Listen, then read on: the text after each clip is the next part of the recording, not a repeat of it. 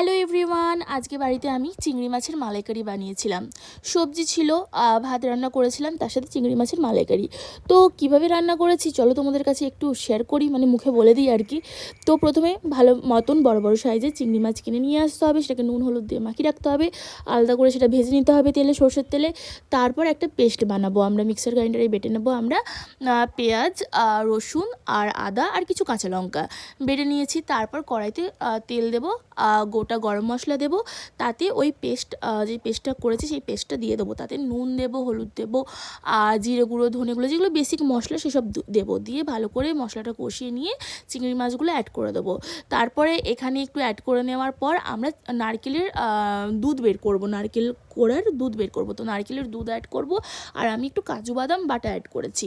তারপরে জল দিয়ে একটু গ্রেভিটা ভালো করে 10 মিনিট ফুটিয়ে নিয়েছি, একটু থকথকে হয়ে যাবে। তারপরে আমি এখানে গরম মশলা গুঁড়ো, চিনি, এই দুটো জিনিস দিয়েছি লাস্টে, একটু চিনি আর গরম মশলা গুঁড়ো দিয়ে একদম গরম গরম নামিয়ে ফেলেছি চিংড়ি মাছের মালাইকারি। তোমরা এইভাবে বানিয়ে ফেলো। আর আমার ভিডিওটা দেখতে কেমন লাগলো অবশ্যই বলো। আর এরকম সুন্দর সুন্দর ভিডিও আগামী দিনে যদি দেখতে চাও তাহলে চ্যানেলটা সাবস্ক্রাইব করে দিও। তো চলো, ততক্ষণ সকলে ভালো থেকো। এখন টাটা।